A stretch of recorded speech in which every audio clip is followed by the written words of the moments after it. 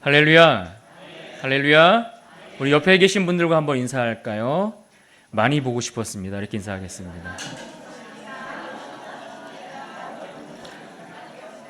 네. 제 진심인데 이 진심을 아실런지 모르겠습니다. 사랑하는 여러분, 한 주 동안 평안하셨습니까? 오늘 계속해서 말씀 나는 성산교회입니다 라는 제목 가지고서 우리가 말씀 나누면서 11번째 시간입니다. 특별히 느헤미야서의 말씀을 우리 함께 나누고 있는데요. 오늘은 주인을 바꾸면 인생도 바뀐다라는 제목으로 함께 말씀 나누겠습니다. 지난 시간에 이어서 우리가 5장 말씀을 함께 살펴봅니다. 5장에 있는 말씀은 외부로부터 온 적들의 이야기를 다루고 있는 것이 아니라 그들 내부 안에서 그들 안에 고질적으로 해결되지 않았던, 아직 풀려지지 않았던 죄의 문제들이 결국 그들의 위대한 하나님의 역사를 이루어감에 있어서 방해하고 장애물이 되는 것을 우리가 살펴보았습니다. 이 문제를 통해서 당시 이스라엘 백성들이 옴짝달싹하지 못하도록 붙들고 있는 세력이 있음을 우리가 볼 수가 있습니다. 그래서 그것이 그들을 붙들고 있어서 하나님의 뜻대로 살아가지 못하도록 그들을 완전히 꽉 잡고 놓아주질 않는 겁니다. 이것을 흔히 우리는 암몬이라는 맘몬이라는 이름을 사용하곤 합니다. 맘몬. 이 맘몬이라는 그 신, 이런 것들을 이야기를 할 때 흔히 맘몬은 물질이다, 돈이다, 이렇게 이야기를 하는데 사실 맘몬은 물질이나 돈이 아닙니다. 맘몬은 오히려 물질이나 돈에 매여서 그것을 섬기게 하고 그것을 숭배하도록 하는 악한 세력, 이것을 가리켜서 맘몬이라고 할 수 있습니다. 그런데 지금 이스라엘의 상황이 어떻습니까? 딱 그렇게 맘몬에 붙들려서 탐심으로 가득한 이스라엘 백성들로 인해서 그 공동체가 완전히 와해되고 무너질 위기에 처해 있는 겁니다. 하나님이 그들의 인생에 그들 공동체의 주인이 되어 주셔야 하는데 하나님이 주인이 아니라 물질이, 그들의 탐심이, 그들의 돈이 그 자리를 대신 차지하고 있는 겁니다. 그래서 이들은 주인을 바꾸지 않으면 결코 온전한 공동체의 모습으로 나아갈 수가 없는 겁니다. 주인이 바뀌지 않으면 아무리 그들이 애를 쓰고 노력을 해도 하나님 기뻐하시는 인생으로 나아갈 수 있는 길이 없는 겁니다. 여러분, 주인이 바뀌지 않는데 그 성벽을 완공한들 무엇이 의미가 있겠습니까? 소용없는 일입니다. 여러분, 누가 우리 삶의 공급자입니까? 여러분 인생을 채우시고 공급해 주시는 분이 누구십니까? 우리가 그것을 하나님이라고 고백하고 하나님이 내 인생을 책임지시는 분이라고 여러분 인정하십니까? 하나님을 나의 인생의 주인으로 삼아 드릴 때에 비로소 인생이 달라지고 우리 인생은 비로소 복된 인생이 될 수 있는 겁니다.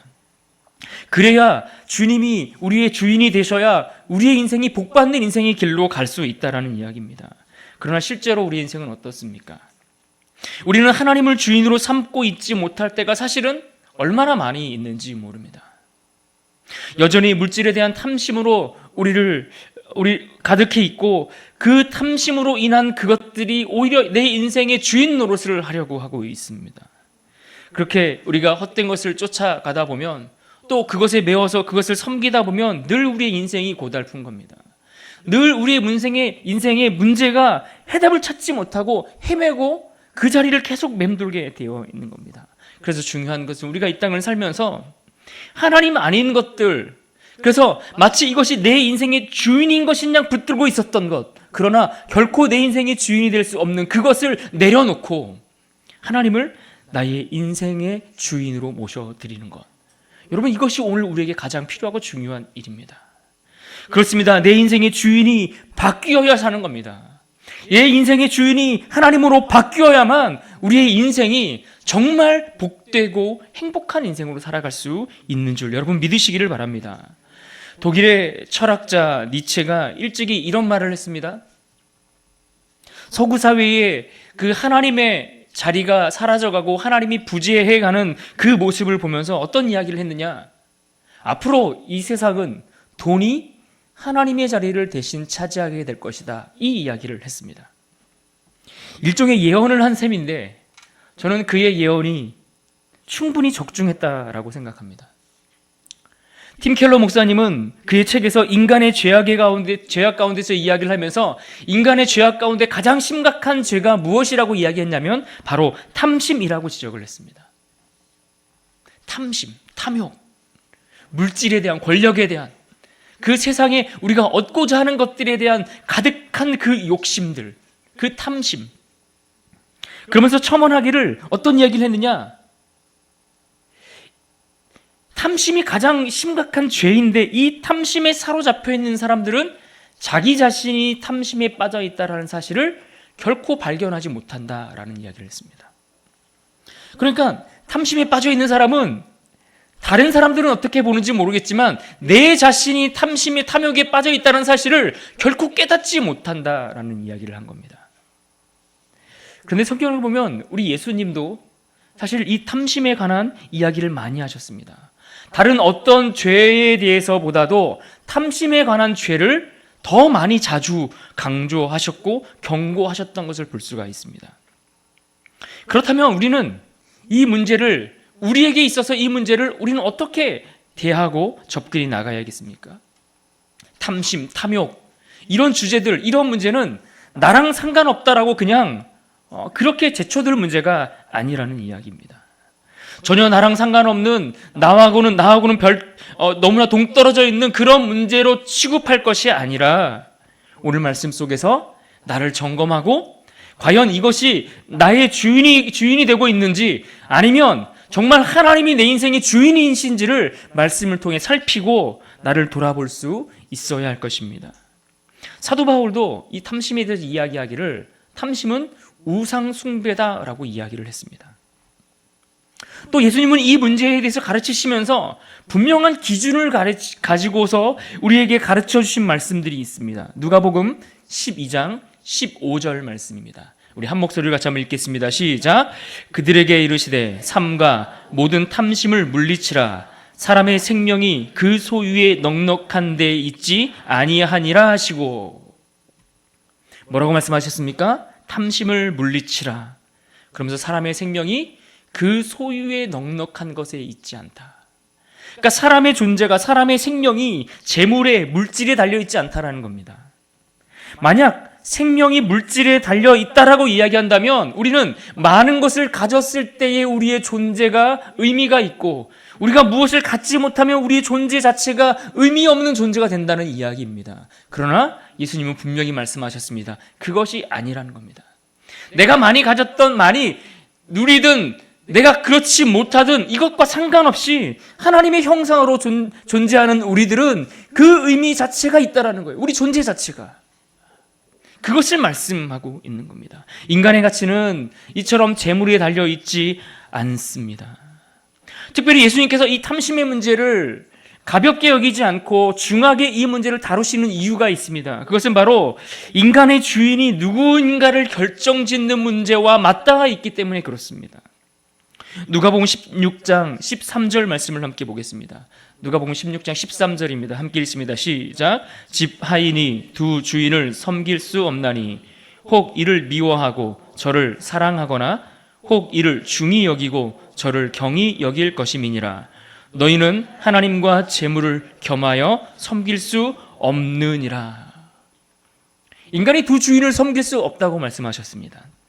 사람이 재물을 섬기든지 하나님을 섬기든지, 우리가 탐심에 치우쳐, 탐욕에 치우쳐 우리가 소유하고 우리가 더 많은 것을 가지고 더 많은 것을 얻으려고 하는 그 재물을 나의 인생의 주인으로 삼을 것인지, 아니면 우리를 창조하시고 이 땅을 다스리시는 그 하나님을 나의 인생의 주인으로 삼을 것인지, 둘 중에 하나를 결정해야 한다는 겁니다. 생각해 보십시오. 물질이 주인이 된 공동체, 하나님이 주인이 된 공동체. 여러분, 어떤 공동체가 더 아름답고 건강하고 하나님 보시기에 좋은 공동체의 모습이 되겠습니까? 어떤 인생이, 물질이 주인이 된 인생과 하나님이 주인이 된 인생, 그 두 인생 가운데 어떤 인생이 더 복된 인생으로 이 땅을 행복하게 살아갈 수 있을까요? 누구를 주인으로 삼아야 참된 평안을 누리며 살아갈 수 있겠습니까? 하나님이 이것을 아셨던 겁니다. 결코 인간이 탐심에 치우쳐서 더 많은 것을 갖는다고 소유한다고 그것이 인간을 행복하게 만드는 것이 아님을 아셨던 거예요. 그래서 하나님이 그 공동체를 세워가고 특별히 하나님이 세우신, 하나님이 택하신 그 백성들에게 어떤 이야기를 하셨습니까? 너희들이 동족끼리, 같은 민족끼리 금전적인 거래를 할 때에 이자를 받지 말라고 하신 이유가 그러한 것들 때문인 겁니다. 이자를 받게 되면 사람들이 자꾸만 더 많은 이자에 치우치고 그 이자에 탐심과 욕심을 내어서 그것을 더 갖고자 그것을 쫓아가고 그것을 갈망할 수밖에 없다라는 거예요. 그럼 결국 그들의 주인은 하나님이 아니라 그들의 탐욕과 탐심에 치우쳐 그 물줄이 그들의 인생의 주인이 되고 마는 겁니다. 그러면 그 공동체는 하나님이 세상과 구별하려고 했던, 세상과 다름으로 거룩하게 세워가고자 하셨던 그 공동체를 세워가는 일에 결코 도달할 수도 없고 이룰 수도 없고 성공할 수도 없기 때문인 겁니다. 하나님이 주인이 아닌 공동체는 복된 공동체로 살아갈 수 없기에 하나님은 그와 같은 말씀을 그들에게 이미 정하셔서 그들에게 기준으로 그 말씀을 주셨습니다. 그런데 지금 느헤미야의 상황을 보십시오. 느헤미야는 하나님이 주인이 되시는 아름다운 공동체를 꿈꾸며 그 먼 길을 건너왔습니다. 그 개인의 입장을 생각해 보면 얼마나 좋은 환경들을 그가 포기했습니까? 편안하게 궁에 머물면서 좋은 것들을 먹고 마시면서 누릴 수 있는 편안한 환경들, 그 좋은 상황들을 다 포기하고 그 편안한 자리를 다 내려놓고 거기까지 왔습니다. 먼 길을 와서 그렇게 고생하고 애를 쓰고 있는데 자칫 여기서 잘못 이 문제를 해결하고 접근하면 그들의 주인이 뒤바뀌는 꼴을 만나게 생기는 겁니다. 하나님이 우리의 인생의 주인이 아니라 오히려 세상 물질인 만몬신이, 그 우상이 우리를 지배하는 그러한 공동체로 전락해버릴 그러한 위기 가운데 있는 겁니다. 여러분, 하나님의 자리를 다른 것들에게 빼앗기게 되면 아무리 우리가 많은 것을 가졌다 할지라도 그 마음의 평안과 행복을 누릴 수 없게 됩니다. 우리가 이것을 알아야 합니다. 여러분, 당시 상황을 다시 한번 살펴보십시오. 이스라엘 백성들이 탐심에 눈이 어두워서 자기 백성들을 노예로 잡아갑니다. 심지어 더 높은 가격에 이방 나라로 자기 형제들이 팔려가고 있는 상황입니다. 게다가 그들의 땅은 하나님이 주신 영원한 기업이라고 했는데 그 땅이 저당 잡히고 빼앗기는 일들이 비일비재합니다. 그래서 자녀들을 잃어버리고 가족들과 뿔뿔이 흩어지고 더 이상 먹을 것도 가질 것도 누릴 것도 없게 되어서 가난한 사람들은 더 가난하게 되고 오히려 그들을 가르치고 인도하고 지도해야 될 지도자들은 오히려 그 탐심의 눈이 어두워서 백성들을 착취하고 있는 겁니다. 부자들은 더 많이 갖지 못해서 없는 사람들 걸 더 빼앗으려고 그렇게 치닫고 있는 겁니다. 여러분, 주인을 헷갈리면 이런 일들이 생기는 겁니다. 누가 내 인생의 주인인지를 모르면 그 결과가 우리를 고통의 자리로, 우리를 비극의 자리로 이끌어 가는 겁니다. 그런데 더 심각한 문제는 무엇인지 아십니까? 이 탐심의 문제, 이 탐욕의 문제를 심각한 문제로 생각하지 못하는 겁니다. 게다가 이 탐심의 문제가 나와는 상관없는 나의 문제라는 사실을 깨닫지 못하고 이것들을 그냥 방치해두고 그냥 가볍게 넘어가는 겁니다. 그렇게 되면 결국 이스라엘은 성벽을 완공한다 할지라도 하나님이 주시는 그 복을 누릴 수 없게 되는 겁니다. 우리가 아무리 애를 쓰고 수고하여도 그 수고의 열매를 맛볼 수가 없는 거예요. 농사를 열심히 지어서 열매가 풍성하게 맺혔는데 그 열매를 따서 먹을 수가 없는 거예요. 그 열매를 따서 먹었는데 그 열매가 내 몸에 결코 건강하게 이로운 것이 될 수 없다라는 거예요. 여러분, 그러니 얼마나 우리의 수고가 헛된 것으로 돌아가게 됩니까? 얼마나 우리의 인생이 비참하고 비극적인 인생으로 결말짓게 되는 것입니까? 어쩌면 오늘 성경에 기록된 이 말씀은, 이 위기의 모습은 오늘 우리의 모습을 그대로 보여주고 있는 것이 아닐까 생각합니다. 우리의 가정을 보십시오. 우리의 가정에 하나님이 계실 자리가 있습니까? 언제부턴가 우리의 가정에 하나님이 계실 자리가 점점 좁아지고 사라져가는 것 같습니다. 정말 냉정하게 말해서 하나님이 우리 가정의 주인이다라고 이야기할 수 있는 가정이 얼마나 될까요? 하나님이 무엇을 원하시든 내가 원하는 것을 얻어야 그것이 복이라고 생각하고 있지 않습니까? 하나님이 무엇을 바라시는지 그것에 관심이 있는 것이 아니라 하나님이 무엇을 원하고 하나님이 무엇을 바라시든 내가 바라고 내가 원하는 것을 얻어야 하나님이 나를 축복하셨다라고 생각하고 있지는 않습니까? 우리 마음에 그런 생각들이 있습니다. 하나님이 우리의 가정에, 우리 인생 가운데 무엇을 기대하시는지 그것과 상관없이 내가 원하는 것, 내가 바라는 것, 내가 꿈꾸는 것을 이루고 얻으면 그것이 하나님의 축복이라고 생각하는 겁니다. 근데 여러분, 그것은 하나님의 축복이 아닐 수도 있습니다. 내가 돈을 많이 벌었다고 부유하다고 해서 그것이 다 하나님의 축복일까요? 그렇지 않을 수 있습니다. 우리가 24년도를 시작하면서 우리 수첩에 적혀있는 수많은 계획들을 보면 우리 상황을 단번에 알 수 있습니다. 여러분의 직장에서, 여러분의 사업에서 많은 계획들과 그림들을 가지고 계시겠지요. 당연히 있어야 합니다. 또 올 한 해 내가 어떤 목표를 정해놓고 내가 이루고자 하는 목표, 내가 올 한 해 어떤 자기 개발을 위해서 많은 스케줄들이 정말 꽉 빼곡히 완벽하게 짜여 있을지도 모릅니다. 그렇게 내가 원하는 것을 달성하고 이루고 그것들을 얻게 되면 그것이 하나님께도 영광이 될 것이라고 생각을 합니다. 정말 그럴까요?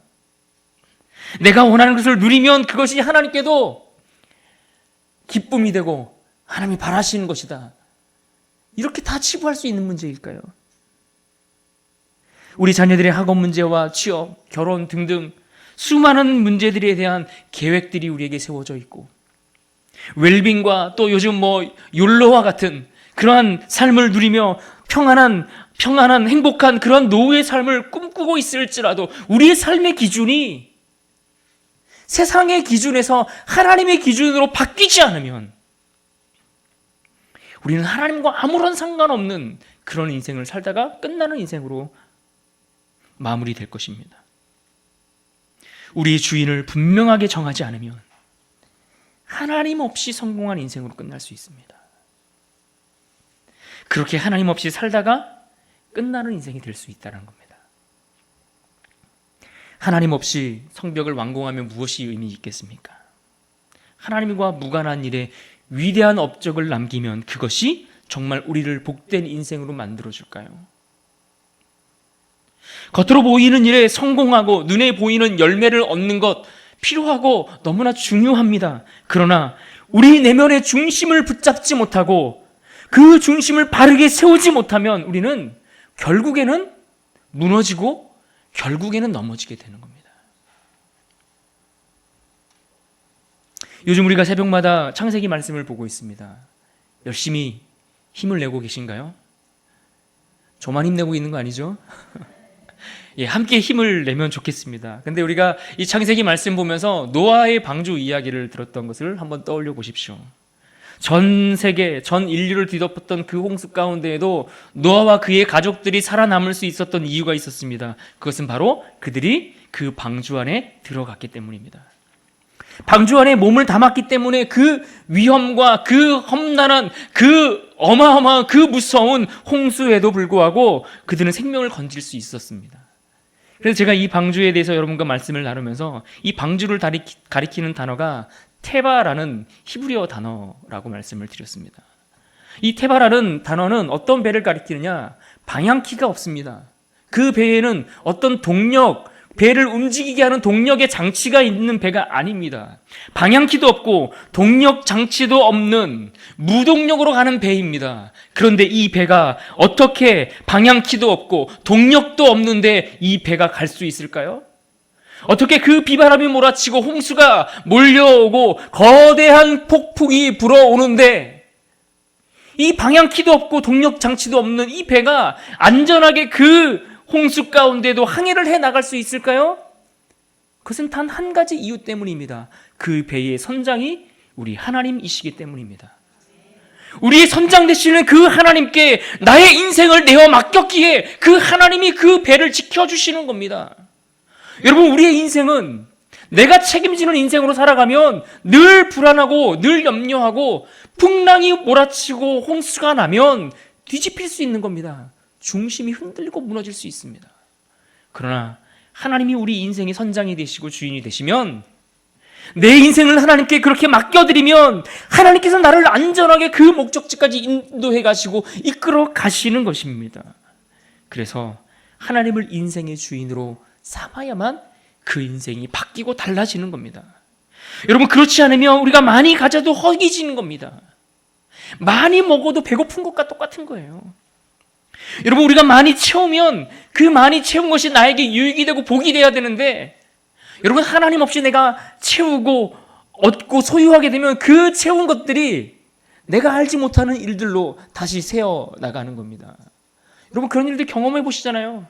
그렇게 많이 벌었는데, 그렇게 많이 얻었는데 도대체 이 많은 것들이 어디로 어떻게 새 나갔는지를 모를 때가 많아요.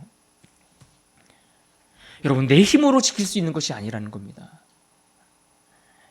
여러분, 이 심각한 문제를 느헤미야가 직면해 있는 겁니다. 이스라엘 공동체가 그 문제 앞에 직면해 있는 겁니다. 탐심으로 가득하여서 그것이 그들의 인생을 휘젓고 그들의 인생을 좌지우지하는 그런 주인이 되어서 그 주인 노릇을 하도록 내버려 둘 것인가, 아니면 그들의 기준을 바꾸어서 하나님이 우리 인생의 기준이 되도록 하나님께 나의 인생을 맡겨드릴 것인가, 이 문제 앞에 느헤미야가 지금 서 있는 겁니다. 그래서 그는 이 문제를 접하고 나서 너무나 화가 났던 겁니다. 분노가 치밀어 올랐어요. 어떻게 이런 일들이 있을 수 있는지 너무나 화가 났던 것 같습니다. 그런데 그가 그렇게 화가 나고 분노가 치밀어 올랐지만 오늘 7절 말씀에 보면 어떻게 말씀합니까? 오늘 본문 5장 7절을 보십시오. 깊이 생각하고 라고 했습니다. 깊이 생각하고 귀족들과 민장들을 꾸짖었다, 이렇게 말씀합니다. 여기서 여러분, 생각하다라는 이 단어에 주목해 보십시오. 이 생각하다라는 단어는 세우다 혹은 다스리다라는 의미의 단어입니다. 세우고 다스리다. 무엇을 세우고 다스릴까요? 이 원문의 의미는, 이 문장은 내가 나를 다스린다라는 의미입니다. 내가 나를 다스린다. 다른 성경에는 내가 나를 상담한다라고 되어 있습니다. 카운셀링. 그러니까 나 스스로를 내가 상담하다, 내가 나 스스로를 위로하고 나 스스로를 잘 격려해서 다스린다라는 의미입니다. 이것이 깊이 생각한다는 말입니다. 문제를 보고 그 문제를 제대로 파악하는 겁니다. 현실을 보면 어떻습니까? 분명 느헤미야 마음 가운데 낙심되고 의심이 들었을 거예요. 왜요? 얼마나 많은 문제들이 지금 공격해오고 있습니까? 외부로부터 수많은 원수들이 공격해오고 있는데 그뿐입니까? 내부에 적들이 일어나고 있습니다. 내부의 회방꾼들이, 심지어 같은 형제들끼리 서로 방해가 되어서 이런 말도 안 되는 일을, 돈을 받고 서로를 주고 파는 이런 안타까운 일들이 벌어지고 있습니다. 여러분, 이 정도의 공격을 당하고 이 정도의 어려움들이 생기면 반드시 우리는 어떤 생각을 합니까? 이것은 하나님의 뜻이 아니야. 여기서 그만둬야겠네. 됐어. 여기까지 많이 했어. 우리 할 만큼 했잖아. 하나님이 원하시지 않는 일이야. 그렇게 생각하고 이 모든 공사를 중단할 수도 있을 것입니다. 그러나 그의 마음을 잘 다스리는 겁니다. 내 생각이 엉뚱한 방향으로 가지 않도록 나를 잘 다스리는 겁니다. 아니야, 생각해봐. 잘 봐. 문제를 제대로 들여다봐. 지금 하나님이 우리를 어떻게 인도하셨는지 봐봐. 아닥사스다 왕이 어떻게 말도 안 되게 우리를 여기까지 보내주셨어. 또 그를 통해서 준비한 그 건축 자재들과 또 먼 길을 올 때까지 그들을 보호하는 군사들까지 내어줬고, 또 지금까지 진행되는 모든 일들을 생각해 보면 정말 하나님이 하셨다라고 인정하지 않고는 말도 안 되는 일들이 얼마나 많이 벌어졌는지를 보라고 스스로 이야기를 하는 겁니다. 그리고 그 문제를 보면서, 맞아, 이것은 방해가 있고 문제가 있고 어려움이 있을 수 있지만 하나님이 우리에게 허락하신 게 맞아, 이것을 확인하라는 겁니다. 냉철하게 하나님 말씀을 보고 그 말씀 속에서 우리에게 가리키고 있는 방향이 무엇인지, 하나님 뜻이 무엇인지를 확인하고 나를 다스리라는 거예요. 그게 깊이 생각한다라는 의미입니다. 그리고는 하나님의 뜻이 맞기에, 이것은 내가 포기하고 물러나고 손 놓고 갈 문제가 아니라 이것은 풀어가고 해결하고 넘어가야 할 문제라는 사실을 확인하라는 이야기입니다.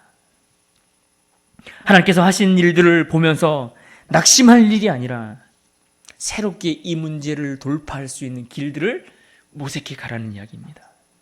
그래서 느헤미야는 깊이 생각하고 어떻게 했습니까? 깊이 생각하고 하나의 기준을 붙듭니다. 그리고 하나의 그 기준을 가지고서 그 죄 가운데 머물러 있는 지도자들과 민장들, 그러한 귀족들, 그러한 부자들을 향해서 꾸짖고 책망하게 됩니다. 그래서 7절에 뭐라고 말하면 꾸짖다라고 했습니다. 꾸짖다. 너희가 각기 뭐라고 말합니까? 너희가 그들에게 이르기를 너희가 각기 형제에게 높은 이자를 취하는도다 하고 대회를 열고 그들을 쳐서 그들을 공식적으로 공개적으로 그들을 책망하고 꾸짖고 있는 겁니다. 그래서 여기도 보면 꾸짖는다는 단어가 나오는데 꾸짖다라는 이 단어도 법정에서 사용하는 그러한 용어입니다. 송사하다, 변론하다 이런 뜻을 갖고 있습니다. 그런데 여기서 느헤미야가 이들과 이야기하고 이들을 꾸짖고 책망할 때에 어떤 자신의 개인적인 견해를 가지고 그들과 다투지 않았다는 것을 우리는 잘 아셔야 합니다. 사적인 생각으로 그들을 꾸짖은 게 아니라는 이야기입니다. 그들과 다투고 변론함에 있어서 느헤미야가 들고 나갔던 기준은 내 생각, 내 의견, 내 경험, 내 지식, 내 뜻이 아니라 하나님의 말씀이라는 기준을 가지고서 그들을 꾸짖고 있다는 것을 여러분 집중해 보셔야 합니다. 그래서 7절에 이렇게 말씀합니다. 너희가 각기 형제에게 높은 이자를 취하였도다 이렇게 꾸짖었습니다. 또 9절을 보십시오. 화면을 보고 같이 한번 읽어볼까요? 시작. 하나님을 경외하는 가운데 행할 것이 아니냐. 또 10절을 한번 보겠습니다. 10절도 같이 읽습니다. 시작.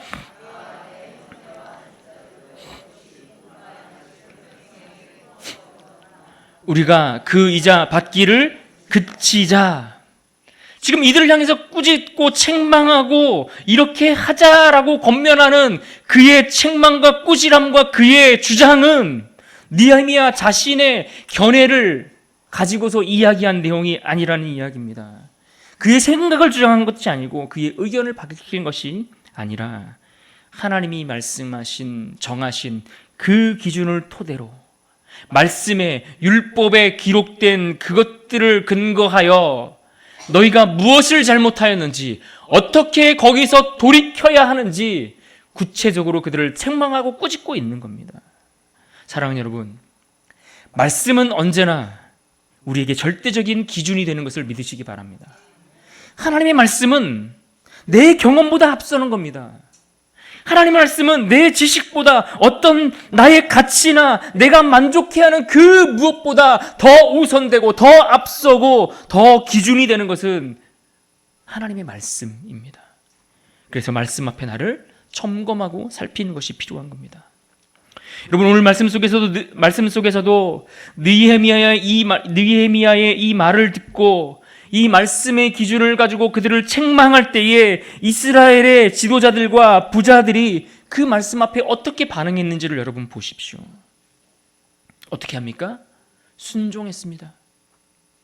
하나님의 말씀이 그들에게 기준이 되어서 그들 앞에 제시되었을 때에 그들은 외면하지 않고 그 말씀을 붙들었습니다. 여러분, 그것이 그들에게 축복이었고 은혜였습니다. 내게 주어진 그 말씀을 붙들 수 있다면 여러분, 그것이 우리에게 가장 큰 복인 겁니다. 내가 그 말씀을 나의 기준으로 받아들일 수 있다면 여러분, 이것보다 더 큰 축복이 무엇이 있겠습니까? 말씀의 기준 앞에서 그들은 내 기준을 내려놓았습니다. 지금껏 내가 그렇게 이자를 받고 그렇게 사람들을 팔고 사고 하는 일들에 매여 있었지만 이제는 그 기준들을 내려놓고 그렇게 하지 않기로 결단하는 겁니다. 8절을 보겠습니다. 8절 화면 띄워주십시오. 같이 읽습니다. 시작. 더구나 우리의 손에 팔리게 하겠느냐 하매 그들이 잠잠하여 말이 없기로. 또 12절에 그들의 결단을 봅시다. 12절입니다. 함께 읽습니다. 그들이 말하기를 우리가 당신의 말씀대로 행하여 돌려보내고 그들에게서 아무것도 요구하지 아니하리이다. 아멘. 그들이 하나님의 말씀의 기준이 주어졌을 때에 그렇습니다. 내가 하나님의 말씀의 기준으로 나의 기준을 바꾸겠습니다. 여러분, 우리 인생을 바꾸려면, 내 인생의 주의를 바꾸려면 내 기준을 내려놓고 말씀을 붙들어야 합니다. 그래야 내 인생의 주인이 바뀌는 겁니다. 내 인생의 주인을 바꾼다는 것은 내가 붙들고 있었던 내 기준을 포기하는 겁니다. 내려놓는 겁니다. 이것이 옳은 줄 알았고 이것이 맞다라고 생각했지만, 그래서 내가 이것을 놓아버리면 이것으로 인해 내가 손해를 볼 수 있고 더 많이 가질 수 없다 할지라도 내게 있는 걸 포기하고 말씀을 붙드는 겁니다. 그게 나의 주인을 하나님으로 바꾸는 유일한 길입니다. 베드로가 주님을 만났을 때에 그는 밤새 수고하여 아무것도 얻지 못하였습니다. 그러나 적어도 그가 물고기에 대해서는 누구보다 전문가였고 그 주변의 바닷가에 대해서는 누구보다 해박하고 또 거기에 대해서는 자신이 있다라고 누구보다 뒤지지 않을 만큼 자신이 있는 그런 인물이었습니다. 그런데 주님이 그를 찾아오셔서 깊은 데로 가서 그물을 던지라고 말씀하셨을 때에 그가 뭐라고 고백합니까? 누가복음 5장 5절 말씀입니다. 함께 읽습니다. 시몬이 대답하여 이르되 선생님, 우리들이 밤이 새도록 수고하였으되 잡은 것이 없지만은 말씀에 의지하여 내가 그물을 내리리이다 하고, 내 경험이, 내 지식이, 지금까지 살아왔던 내 인생 속에서 내가 많은 것을 알고 있어서 그것이 옳다라고 주장할 수 있지만, 그러나 하나님 말씀 앞에 이것을 내려놓는 겁니다.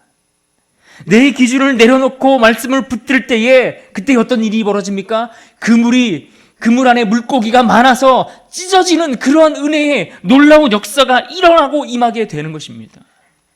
내 기준을 내려놓고 하나님 말씀을 붙들 때에, 그 말씀을 붙들고 순종할 때에 비로소 한 번도 경험해보지 못했던 그물이 찢어지는 그런 놀라운 역사가 일어나는 것입니다.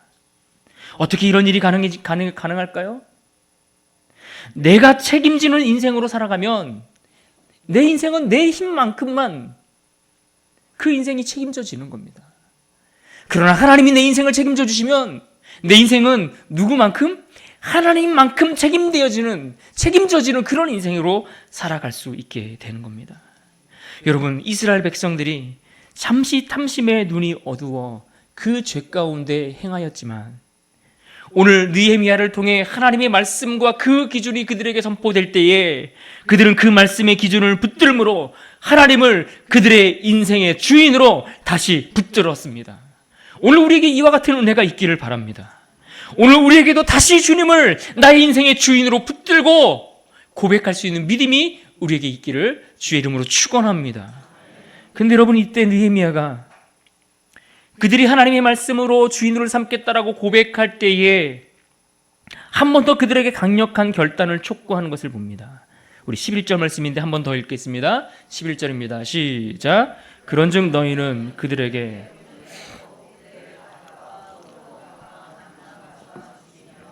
너희가 구워준 돈이나 양식이나 새 포도주나 기름의 100분의 1을 돌려보내라 하였더니, 여기 보시면 오늘이라는 단어가 나옵니다. 오늘. 이 오늘이라도 너희가 괜찮다면 그 일을 중단하면 어떻겠니? 오늘이라도 괜찮다면 그렇게 하는 게 좋지 않겠냐? 라고 조용히 그들에게 권면하는 말이 아닙니다. 이 말씀의 표현은 한글로 번역을 하면서 그 의미가 좀 많이 퇴색이 된 부분이 있습니다. 이 단어의 원래 의미는 미루지 말라는 겁니다. 더 이상 늦추지 말라는 겁니다. 더 이상 미루고 시간 끌지 말고 지금 당장 결단하고 너희들이 행했던 그 모든 것들을 지금 중단하라고 그들에게 강력하게 촉구하는 말씀입니다. 오늘 당장 지금 결정하라는 거예요. 여러분, 오늘 우리의 인생의 주인이 누구입니까? 여러분의 인생의 주인이 누구입니까? 탐심은 우리를 행복하게 만들어줄 수 없습니다. 우리가 탐욕으로, 탐심으로 얻고자 하는 그것은, 그 물질은, 우리가 소유하는 그것은 나를 결코 행복하게 만들어주지 못합니다. 물질은 그저 우리의 필요를 채워주는, 우리 인생에 필요한 도우미 역할 정도 해주는 도구에 불과한 것이지 그것이 우리의 주인이 되면 안 되는 겁니다. 우리의 주인은 하나님이십니다. 하나님이 우리의 유일한 주인입니다. 하나님을 주인으로 삼는 일은 내일쯤 돼서 결정할 문제가 아닌 겁니다. 집에 가셔서 결정하겠다. 여러분 이런 말씀하시지 마십시오. 우리 인생의 내일이 다시 오지 않을 수 있음을 여러분 기억하십시오. 그래서 예수님께서 사람들에게 이사야서의 말씀을 인용해서 복음을 전하시면서 어떤 이야기를 하셨는가 하면 누가복음 4장 21절 말씀에 이렇게 말씀합니다. 이 글이 오늘 너희에게 응하였도다. 이 땅에 허락하신 하나님의 그 놀라운 축복과 그 복음의 메시지가 오늘 너희에게 응하였도다. 오늘 이 말씀을 듣고 오늘 이 복음 앞에 무릎 꿇고 너희의 인생의 주인을 바꾸라고 권면하시는 겁니다. 언제요? 지금 바로 이 순간 하나님 앞에 결정하라는 겁니다. 오늘 하나님을 내 인생의 주인으로 삼으십시오. 지금까지 어떻게 살아왔든 그 삶을 포기하고 하나님을 나의 인생의 주인으로 삼으십시오. 하나님을 나의 인생의 주인으로 바꾸면 그분이 나의 인생도 바꿔 주십니다. 하나님이 바꾸시는 그 인생을 멋있게 살아가는 그런 하나님의 복된 인생 될 수 있기를 주님의 이름으로 축원합니다.